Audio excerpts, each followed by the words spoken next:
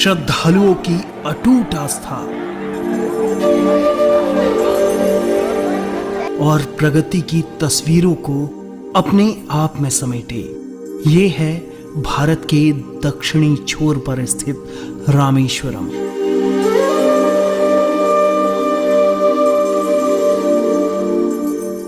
हिंद महासागर और बंगाल की खाड़ी के मिलन बिंदु इस द्वीप में समंदर की लहरों में एक लय है और सड़कों पर अटूट आस्था।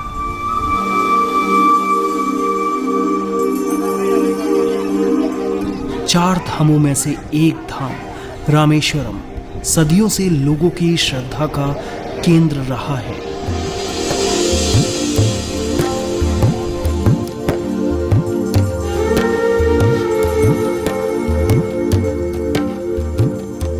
अपनी विशेष भौगोलिक स्थिति की वजह से 20वीं सदी की शुरुआत में यहां पहुंचने का एकमात्र जरिया बोट थी।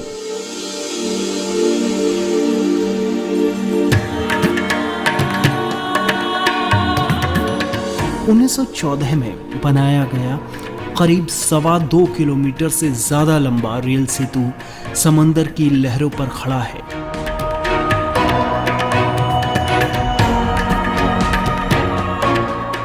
इसी के जरिए दशकों तक लोगों ने समंदर को पार कर कर रामेश्वरम की यात्रा की है।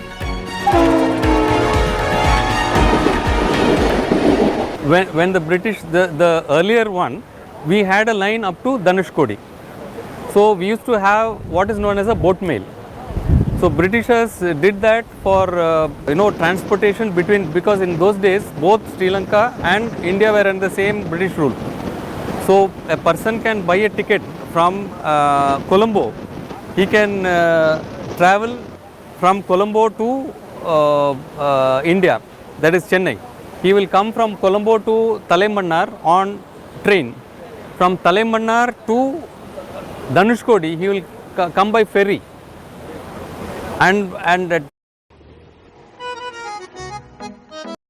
Dhanushkodi he will get down and he will take the train from Dhanushkodi to Chennai.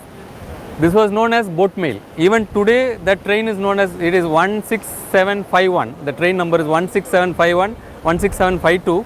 This is popularly even today known as boat mail because in those days it used to come. Mandapam से रामेश्वरम के बीच बने इस Pamban bridge से ही रामेश्वरम द्वीप को भारत के साथ जोड़ा गया, जिससे कि धनुषकोडी तक की यात्रा को आसान किया जा सके।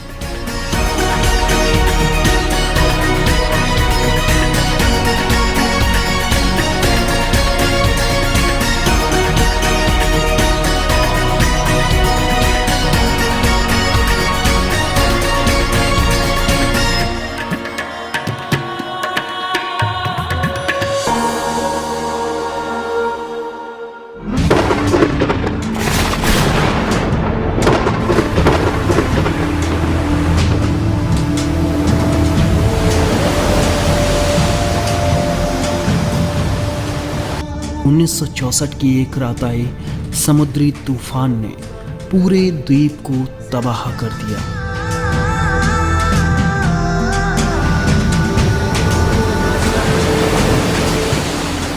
साथ ही ये रेलवे पुल के बड़े हिस्से को अपने साथ बहा ले गया।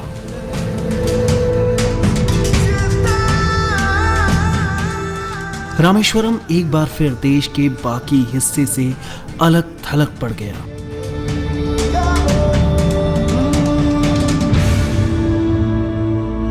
In 1964 there was a cyclone which destroyed almost all of Dhanushkodi, and the bridge was the Pamban bridge was also destroyed during that time.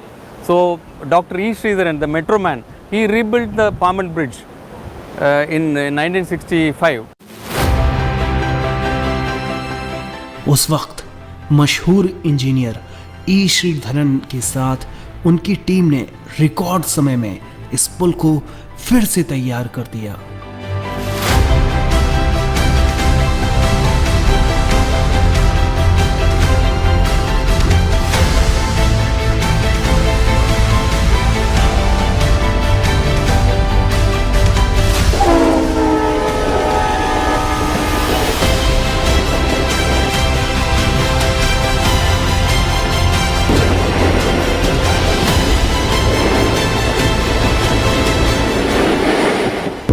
last year alone, the pilgrims who visited Rameswaram is 1.5 crores per year. 1.5 crores per year. So Rameswaram is receiving a lot of tourists. It is not only religious but also other tourists. So Rameswaram is receiving a lot of tourists. So we have to increase the facilities for rail traffic, which is why there was a need for a new bridge. So since the old bridge was already 100 years old, it was having some issues, so which is why we had to go for the new bridge. So in this new bridge, we have provision for 2 tracks and electrification. So this will be a modern, the old bridge is known as engineering marvel of Indian Railways. The new bridge is the modern engineering marvel of Indian Railways.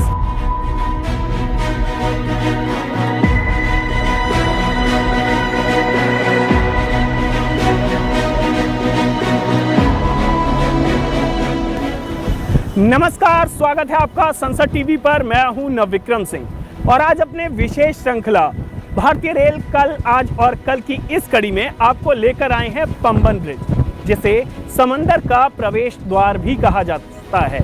और इस कड़ी में हम आपको दिखाएंगे Pamban bridge की विशेषताओं के बारे में, साथ ही ये एक इंजीनियरिंग कौशल का शानदार उदाहरण है। तो आपको दिखाएंगे रेलवे की इस खास उपलब्धि के बारे में। रेलवे की कनेक्टिविटी न सिर्फ रामेश्वरम के निवासियों बल्कि यहाँ की अर्थव्यवस्था के लिए और यहाँ आने वाले यात्रियों के लिए भी एक वरदान है। 80 के दशक के अंत में रामेश्वरम को सड़क मार्ग से भी जोड़ दिया गया, लेकिन रेलवे का महत्व यहाँ कम नहीं हुआ। पंबन रेलवे ब्रिज को करीब 110 साल पूरे हो चुके हैं, लेकिन समुद्र की तेज लहरों और मौसम की मार इस पुल को अब कमज़ोर कर चुकी है। पुल की बार बार मरम्मत ट्रेन संचालन को प्रभावित करती थी। आधुनिक रेलगाड़ियों की गति और नई तकनीक के लिहाज से नया पंबन ब्रिज बनाने का फैसला किया गया। 2019 से नए रेल सेतु के निर्माण का काम शुरू हुआ और ये सिर्फ एक रेल सेतु नहीं बन रहा था, बल्कि एक ऐसा पुल बन रहा था जो कि तकनीकी श्रेष्ठता की मिसाल बनी। समंदर के बीच तमाम चुनौतियों का सामना करते हुए पंबन ब्रिज बनाने का काम पूरा कर लिया गया है।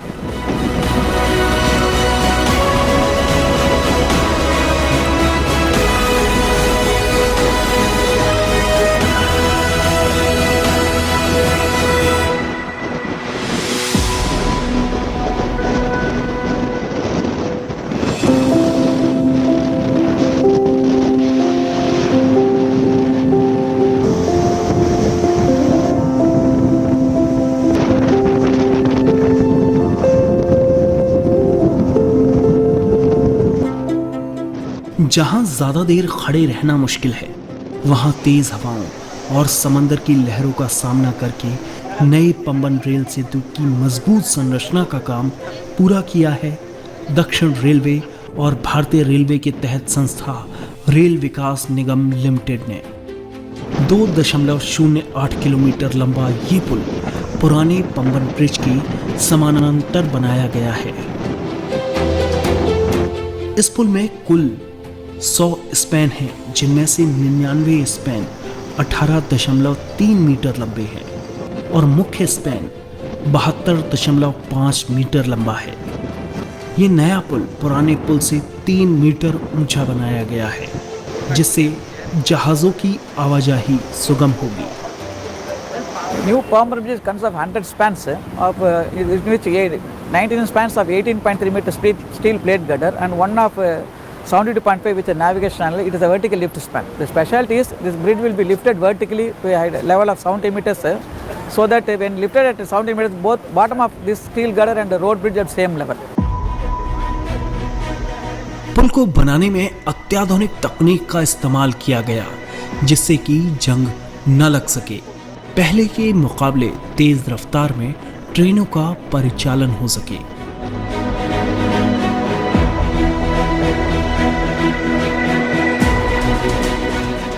इस पुल की सबसे खास बात इसका वर्टिकल लिफ्ट सिस्टम है। जो इसे अन्य पुलों से अलग बनाता है। जब कोई जहाज पुल के नीचे से गुजरना चाहता है तो रेलवे नियंत्रण कक्ष को संकेत भेजेगा। तब पुल के इस भाग को इस तरह से उठाया जाएगा। इस दौरान ट्रेन परिचालन को रोका जाएगा। पुल में हाई पावर इलेक्ट्रिक मोटर्स लगे हैं जो एक लिफ्टिंग मैकेनिज्म के जरिए पुल को ऊपर उठाते हैं। इस पूरे लिफ्टिंग मैकेनिज्म में सबसे अहम ये हाई पावर इलेक्ट्रिक मोटर्स हैं जो पूरे सिस्टम को सटीक और सुरक्षित तरीके से संचालित करते हैं। लिफ्टिंग के दौरान कोई झटका ना हो इसके स्मूथ स्टार्ट और स्टॉप सिस्टम को कमांड सेंटर से नियंत्रित किया जाता है। पुल को ऊपर उठाने के लिए बेहद मजबूत स्टील वायर केबल्स सिस्टम का इस्तेमाल किया जाता है।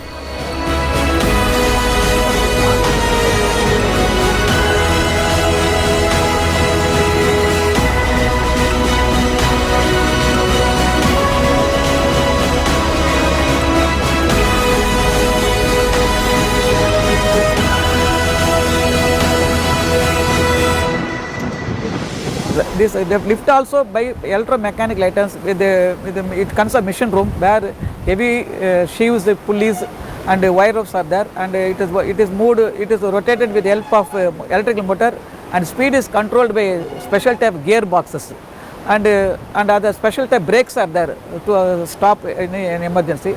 All these movements are controlled and by SCADA arrangements so that safety of bridge is always ensured.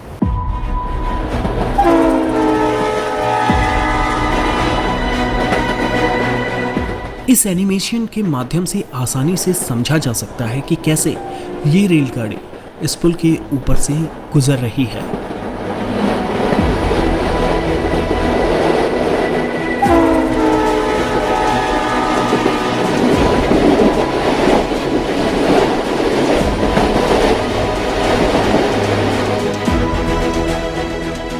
लेकिन जब किसी जहाज को यहां से गुजरना होगा तब इस पुल को इस तरह से लिफ्ट किया जा सकेगा।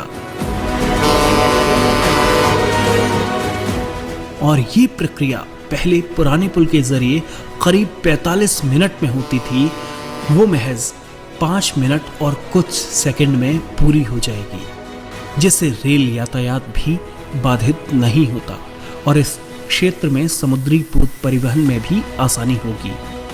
बेहतर रेल कनेक्टिविटी और माल की आवाजाही में इजाफे के जरिए क्षेत्रीय अर्थव्यवस्था पर सकारात्मक प्रभाव पड़ेगा।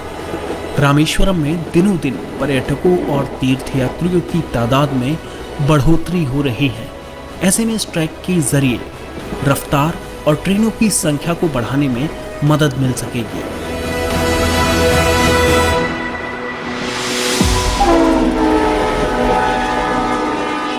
In case of old bridge, it was done manually by 16 men. It took more than 45 minutes to lift the bridge and allow the ships and barges below that.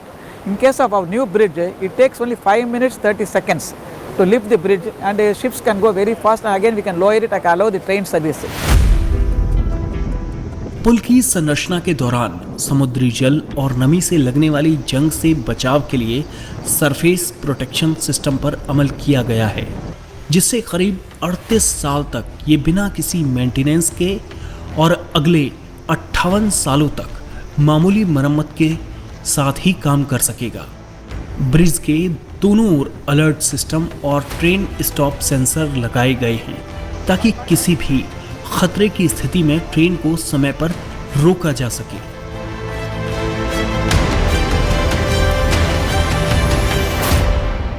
Safety measures taken is anemometers are installed at pier number 38, so it will measure the velocity of wind force. Once wind exceeds 58 kmph, the signals at both ends of the bridge will become to red signal, so trains cannot enter the bridge. So that safety is there. Moreover, lifting, lowering operation also, all are interconnected to SCADA, so that any parameters not within the limits, it will not allow to lift or lower the bridge. So that safety is taken place. नया Pamban bridge न केवल engineering चमत्कार है, बल्कि यात्री सुरक्षा, railway traffic और समुद्री परिवहन के उच्चतम मानकों को ध्यान में रखते हुए डिजाइन किया गया है। इस ब्रिज के बनने के साथ ही दुनिया में इंजीनियरिंग कौशल की मिसाल माने जाने वाले लंदन के टावर ब्रिज और आर्थर किल वर्टिकल लिफ्ट ब्रिज अमेरिका के साथ ही भारत में बने इस वर्टिकल लिफ्ट ब्रिज का नाम भी जुड़ गया है। नया पंबन रेल सेतु अत्याधुनिक तकनीक के साथ बनाया गया है जो इसके महत्व को और भी बढ़ाता है। ये भारत के बुनियादी ढांचे में एक ऐतिहासिक उपलब्धि है जो आने वाले दशकों तक सुचारू रूप से संचालित रहेगा। हालांकि विपरीत परिस्थितियों में अडिग रहकर इस रेल सेतु का निर्माण करना आसान नहीं था। This is a climatic condition because every time wind speed will be more. Very frequently we will have to stop our work because when wind also more, automatically waves will increase. So our movement of materials hindered, so that we cannot do fast work. So the great difficulty we have done by seeing that daily we will watch the weather report. Based on that we will plan and bring the material and do the work. Like that we are able to complete the work in time. नई पुल का सब structure यानी pillar और नींव इस तरह से design किया गया है कि ये दोहरी लाइन का भार सहन कर सके। वर्तमान में इस पुल पर सिंगल ट्रैक बिछाया गया है, लेकिन भविष्य में दोहरी लाइनों के लिए संरचना पहले से तैयार कर ली गई है। इसके अलावा रेल के जरिए रामेश्वरम तक पहुंचने वाले हर यात्री का अनुभव बेहतर हो, इसके लिए रामेश्वरम रेलवे स्टेशन पर भारतीय रेल ने इस ऐतिहासिक स्टेशन के पुनर्विकास की योजना बनाई है ताकि इसे आधुनिक सुविधाओं, उच्च तकनीक इंफ्रास्ट्रक्चर और पर्यावरण के अनुकूल डिजाइन के साथ साथ एक विश्व स्तरीय स्टेशन के रूप में विकसित किया जा सके। अमृत भारत स्टेशन योजना पर यहाँ तेजी से काम हो रहा है। नई तकनीक से लैस नया पंबन रेल सेतु और आधुनिकतम सुविधाओं वाला रामेश्वरम रेलवे स्टेशन इस पूरे क्षेत्र की तस्वीर बदल रहा है।